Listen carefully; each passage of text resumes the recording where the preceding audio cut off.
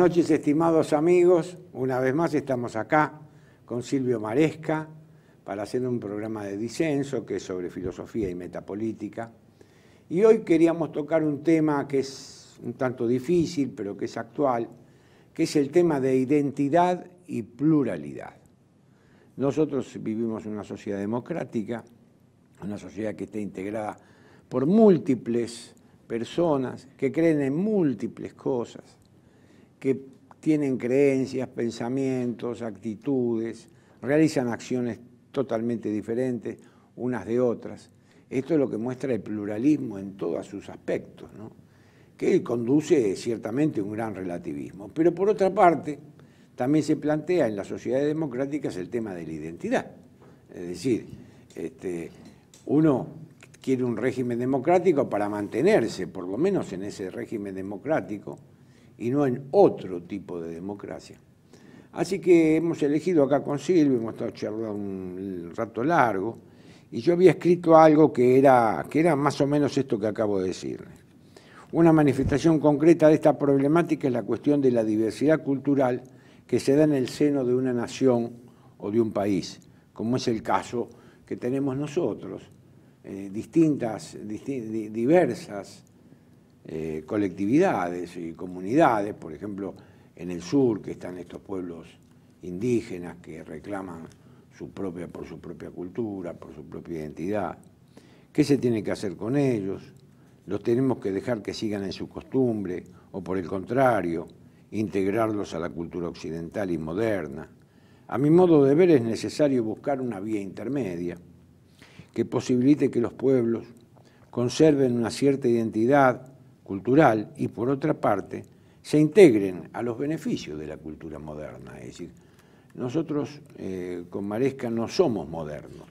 Hacemos la crítica a la modernidad porque de la modernidad sale lo que se llama la metafísica de la subjetividad, ¿no es cierto? Que es un tema que en algún momento también charlaremos.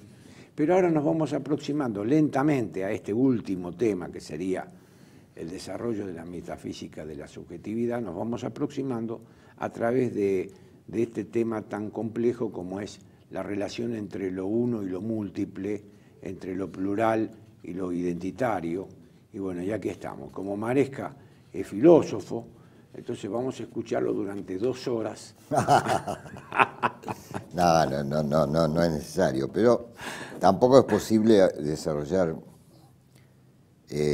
cuestiones que vos tan bien planteaste en 2 palabras. Evidentemente, o sea, vamos a empezar por acá, qué sé yo, es alguna forma de arrancar en esto, ¿no?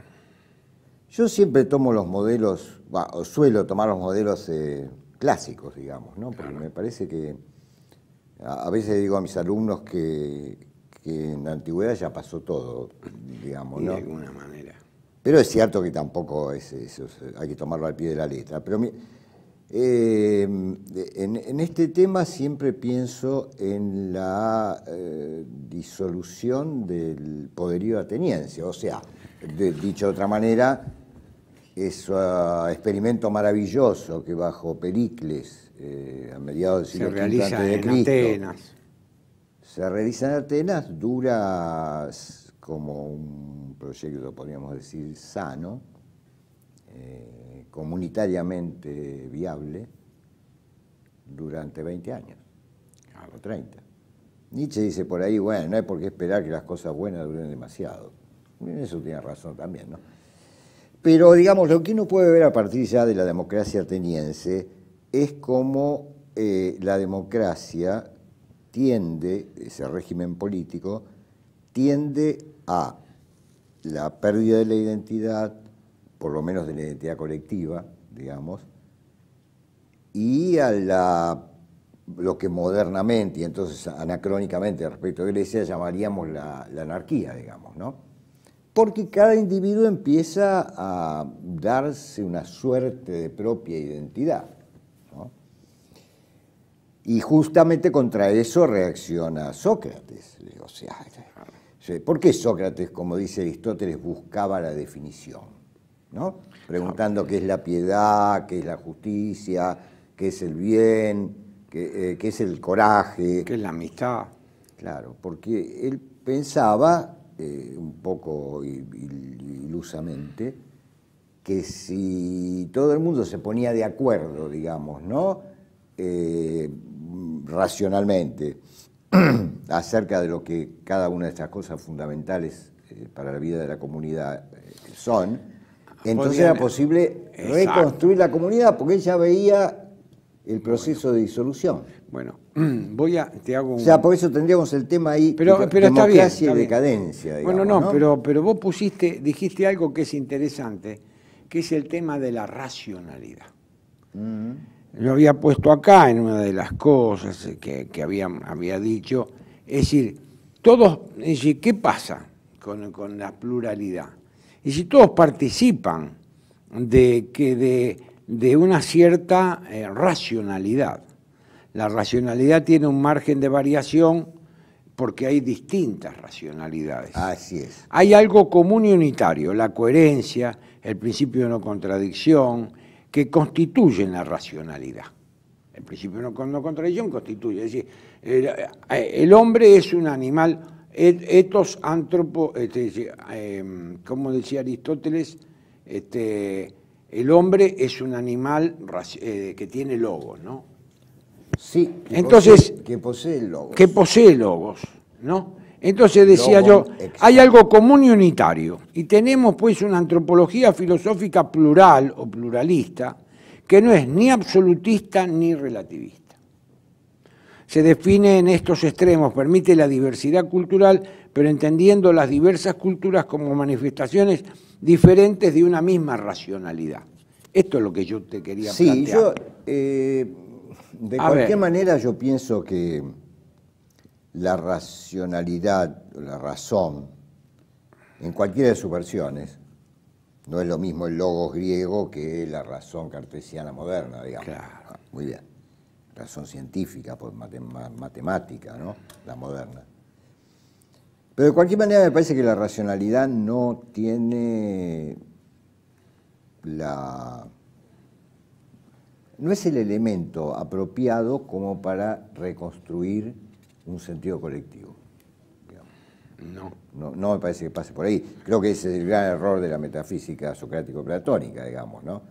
No casualmente la racionalidad antigua culmina en el escepticismo. La Academia Media, digamos, claro, que era de origen platónico, bueno, continúa, culmina en el escepticismo, ¿no? Y ese es el escepticismo ya en Roma, digamos, y la que lleva a la desesperación de las posibilidades de la razón y a la emergencia de la fe cristiana como sustituto de la razón, digamos, ¿no? Fe que durante 1000 años logró cierta cohesión social. No sé, a mí me parece subordinando la razón. Luego vuelve el experimento del racionalismo moderno. Pero ¿verdad? si nosotros no hacemos el esfuerzo... Pero te digo, yo colocaría más la cuestión, digamos, a vos te preocupa ahí la cuestión de la diversidad cultural. Claro.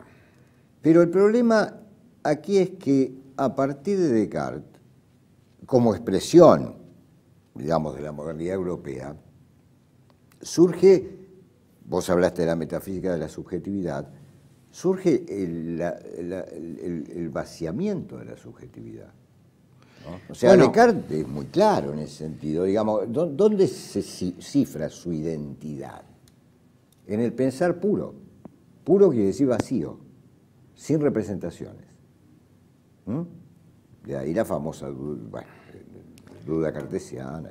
Bueno, porque lo que pasa que... Y entonces, progresivamente, a nivel filosófico, pero también histórico, que es el que una de esas más interesa, las subjetividades occidentales, acompañadas por el proceso liberal democrático, a nivel político, digamos, son progresivamente más vacías. Entonces, ¿cómo se constituyen hoy las identidades. Bueno. Yo creo que son identidades, digamos, lábiles, fantasiosas, imaginativas, que cada individuo se da a sí mismo para mantener una ficción del yo. Me acuerdo de Hume, ¿no? Cuando hablo de estas cosas. Está bien, pero... y estamos un poco en eso. Bueno, pero yo digo, nosotros tenemos que de alguna manera, estamos en el 2019, y vos proponés que vos estás haciendo todo un análisis de la racionalidad del hombre a partir de la racionalidad moderna. Pero nosotros, por ejemplo, para mí, vos decís que no estás de acuerdo, que no se puede superar el tema de pluralismo e identidad a partir de la razón. Sin embargo, vos estás haciendo todo un análisis sobre el tema de la relación de pluralismo con identidad a partir de la razón moderna, porque vos estás partiendo del análisis de Descartes y compañía, que es donde surge la metafísica de la subjetividad, como dice Heidegger. Pero yo lo que sostengo es que nosotros, yo la mejor respuesta que obtengo en la filosofía es la racionalidad analógica en el hombre. Yo creo que tenemos que volver, si nosotros queremos volver de alguna manera, entenderlo contemporáneamente, lo que es la idea de analogía. Es decir, si nosotros recuperamos la idea de analogía, que es una cosa que están haciendo hoy los filósofos, una cantidad de filósofos lo están haciendo, todos aquellos que están recuperando la ética aretaica, es decir, la ética de las virtudes, que no tiene que ver ni con la ética de los bienes, no tiene que ver usted. Es decir, tiene que ver y no tiene que ver, pero que se separa de la ética del bien, como de la ética autónoma del deber de Kant, todo este movimiento de ética de las virtudes. ¿Qué están tratando? Están tratando de recuperar lo que es la visión analógica del hombre, es decir, el hombre cuando se ubica en la realidad, se ubica relativamente, es decir, parte idem, parte diversa. Si yo quiero entender parte idem, parte diversa, es decir, esta es la definición de analogía. Es decir, si yo me quiero entender con un pueblo, por ejemplo, indígena, yo tengo que ver, qué tenemos en común y qué tenemos de diferente. Y para eso tengo que usar la racionalidad. Pero si uso la racionalidad moderna, lo descarto totalmente. Pero si yo tengo una visión analógica del hombre, es decir, una visión donde valore las diferencias y resalte las identidades, yo creo que por ese camino nosotros podemos dar una respuesta contemporánea, y yo no sé si original, pero por ejemplo, una respuesta más genuina al tema de la relación entre pluralidad e identidad. Porque yo no soy ni tan español ni tan indio, ni vos sos tan italiano ni tan indio. Nosotros, ninguno de los dos somos ni tan europeos ni tan indios, pero a su vez somos argentinos. Entonces, esta relación es una relación analógica, es decir, somos un tertium genus, somos ciudadanos de dos mundos. América no es otra cosa, es lo otro de Europa, pero no es Europa, pero tampoco tenemos una pluma en la cabeza. Entonces, esta es la relación de la antropología analógica que, bueno, por lo menos yo sostengo eso, ¿no? No, yo como propuesta lo que decís me parece interesante, muy interesante. Yo voy más a lo que veo, digamos, ¿no? Y lo que veo es este progresivo vaciamiento de las subjetividades, y voy a insistir en esto, que se rellenan, por decirlo así, cuando no con el consumo, con representaciones arbitrarias acerca de sí mismo. Porque, y vamos a tener que hacer un pequeño corte, pero te digo esto como última cosa antes del corte, porque biológicamente se hacen necesarios los yoes. Porque la especie necesita que los individuos crean ser algo para reproducirse a sí misma, digamos, sí, ¿no? Sí, sí. Pero cuando no hay un auténtico, lo que yo llamo arraigo sustancial, esto tendría que ver, Claro. después lo hablamos en el otro bloque, en todo caso, las identidades se malforman Claro. lábilmente, Sí, sí, sí. con autorrepresentaciones, como te digo, arbitrarias, ¿no? Me Pero parece hagamos muy un bien. pequeño corte y continuamos. Lo que usted diga, profesor.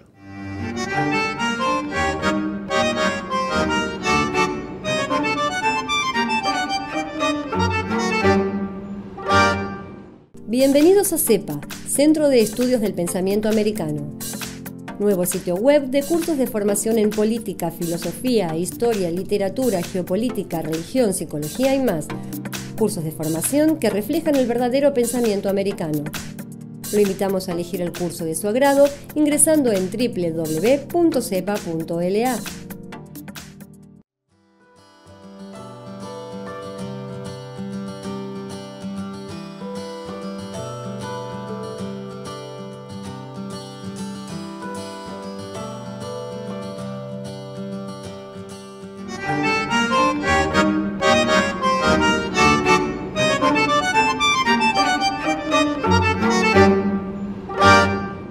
Bueno, estamos en esta segunda parte que Silvio había planteado un tema muy interesante que es este arraigo, el problema del arraigo sustancial.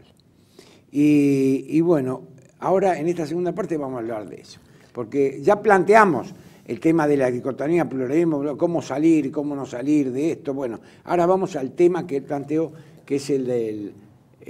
Claro, volvamos a lo griego, digamos. ¿Qué pasa en el siglo V a.C.? ¿Cuál era el arraigo sustancial de los griegos? Era Homero. Claro, es así. Y Esquilo, Sófocles. Sí. Pero Sófocles ya empieza a mostrar la quiebra. Sí. Lo que se quiebra en el siglo V a.C.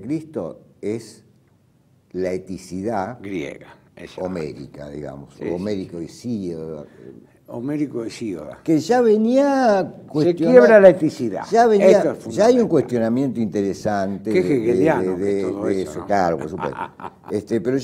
Pero también nietzscheano, ¿no? Pero se quiebra, ya empecemos a ver esa quiebra en los poetas líricos, ¿no? En Anacreonte, en Acmeón, en Safo, ¿no? Cuando se empiezan a burlar de Homero y a exaltar el vino, el sexo, etc., ¿no? Ya se nota algo, dice el siglo VII a.C. Pero digamos, la gran quiebra sucede en Atenas. Por eso surge la filosofía, por eso es tan importante para nosotros. La filosofía ateniense, olvidemos los presocráticos, ¿no? La filosofía ateniense surge para resolver un problema ético-político.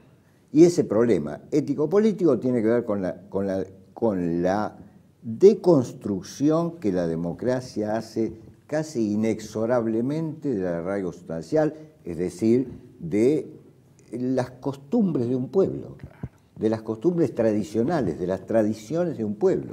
De ahí Teógnis, de ahí el enojo de un conservador como Teógnis, ¿no es cierto? Dice, pero ahora imperan los malos, ¿no? Los cacos. ¿Por qué los malos? ¿A qué llama Teógnis los malos?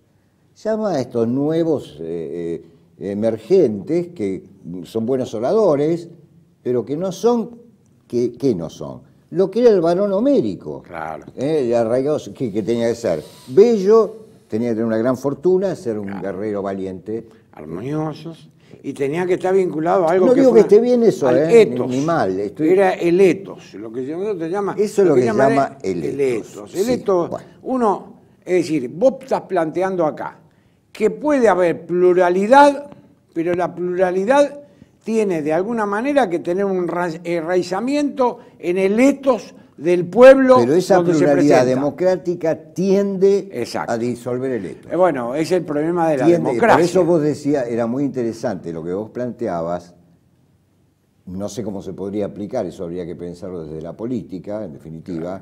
Era muy interesante lo que planteabas de un pensamiento analógico, creo que era así, en el sentido de poder conciliar esos dos términos, lo cual es dificilísimo. Es muy difícil. Creo que Creo que Perón tenía eso en la cabeza. Claro, yo creo que sí. lo tenía. Yo creo que sí. ¿No? Yo creo que está Porque planteado. él habla si uno lee la comunidad organizada, él habla del individuo, habla mucho de la libertad individual y pero siempre en referencia al beneficio social. Exacto. En relación Al ethos. a la comunidad. A la comunidad. Entonces, entonces, podemos decir... Eso es la tercera posición. Yo hago una síntesis de todo esto que vamos hablando. Si no, van a decir, estos dos son dos macaneros. Es decir, que la pluralidad se plantea, la genuina pluralidad, tiene que tener un arraigo en el ethos común del pueblo donde se plantea esa diversidad. Si no tiene un arraigo en ese ethos, entonces estamos planteando otra cosa. Es decir, nosotros estamos planteando la quiebra del ethos. Bueno, eso pasó, yo te voy a decir, tengo una experiencia extraordinaria, cuando fue la Constitución de Bolivia del 2002. Yo era muy amigo de Solís Rada, que era senador por CONDEPA, Conciencia de Patria.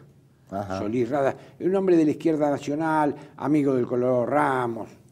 Entonces me invita él a Bolivia, y yo voy, 2002. 2002. Había salido la Constitución, que era el Estado plurinacional de Bolivia, sí. Donde había 36 naciones. Y yo veo en un taxi y le pregunto al taxista, le digo, che, ahora que tienen 36, ¿vos de qué nación sos? No, dice, yo de ninguna. Dice, porque yo soy criollo. El taxista. Me voy a la casa de Solís Rada, me acuerdo, porque si fuera hoy, y yo a propósito compré un vino con este carácter que tengo así de jorobar a la gente y demás, y compré un vino chileno. Y llegué a la casa de Solís Rada, y Solís, que falleció, pobrecito, que Dios lo tenga en la gloria, tenía una casa más o menos, era senador, había estado siempre, había sido secretario, había escrito en La Opinión acá, muchos años en La Opinión, refugiado. Bueno, no es un mérito. Estuvo con el general Obando y Cándiga, que fue un tipo interesante. Y entonces llego a la casa y estaba casado, a él le decían Homero Simpson, porque eran, viste, eso, picado de viruela, estos criollones morochos, y tenía la boca hasta que le llegaba hasta por acá, era como Sarmiento. Le decían Homero Simpson en los diarios, la cosa. Y la mujer era como una tez cetrina, era una china, estaba sentadita así, quietita, y entonces yo la veo y, uy, qué... Claro, son los bólides que tienen, vaya a saber, 5.000 años, ¿viste? Porque eran aymara, la mujer aymara. Él también era aymara era criollo. Y entonces llego a la casa y le digo, bueno, acá te traigo un vino chileno, un darcú. En esta casa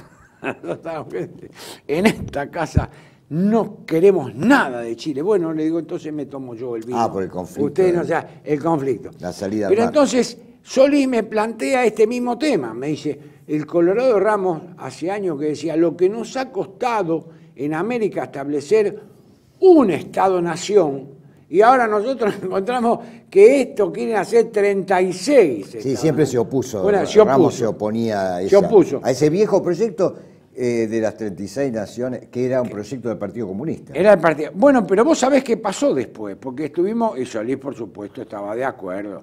Yo tuve la ocasión de hablar con García Lí, recién empezaba Evo. Después Solís Rada fue ministro de Hidrocarburos. Y en el 2012, Bolivia volvió a cambiar la Constitución, cosa que la gente no sabe. Bolivia volvió a cambiar, porque ¿qué hacían con la masa del pueblo, la inmensa masa del pueblo americano y boliviano, que es criolla, que no es ni chicha ni limonada? Como decís vos, nosotros que somos filósofos cimarrones. ¿Qué decimos? Sí, no. Es decir, ¿no qué somos? Bueno, ahí interviene la idea de analogía. Es decir, nosotros somos parte idem y parte diversa. Y esta idea de analogía la tenemos que plasmar en el orden cultural y en el orden político. Es que vos sabés que es bastante probable, ¿no?, que en América, en nuestra América, pues yo me resigno a considerar que americanos son solamente los yanquis, como muy bien, muchos estúpidos dicen a los americanos, ¿viste? Y nosotros que somos chinos, ¿no? Pero todos nuestros, hasta Sarmiento, Mitre, decían nosotros los americanos. Claro, digamos, San Martín decía, mi partido es el partido americano. Claro, o sea que hemos cedido el nombre. Bueno, la guerra semántica, que eso claro. teníamos que hablar un día. Pero de cualquier manera es probable que nosotros en nuestra América hayamos logrado formar una nueva eticidad, o sea, un mundo, esto quiere decir un mundo de usos, costumbres, manera, formas, arte, religión, lenguaje, que siempre es algo muy inmediato, es algo que no es producto de la reflexión, sino que se vive naturalmente, ¿no? Como el asado de los domingos. Claro. Nadie se pone a pensar ¿por qué? ¿Por qué comemos carne al fuego? ¿O qué fundamento tiene? Para que se entienda, ¿no? O sea, la eticidad tiene que ver con el mundo de la costumbre. Es un mundo de la inmediatez de la vida, ¿no? Y es posible que en América, extrañamente, pues yo creo que África no logró eso, hayamos logrado formar una nueva eticidad, lo cual es absolutamente excepcional. Sí.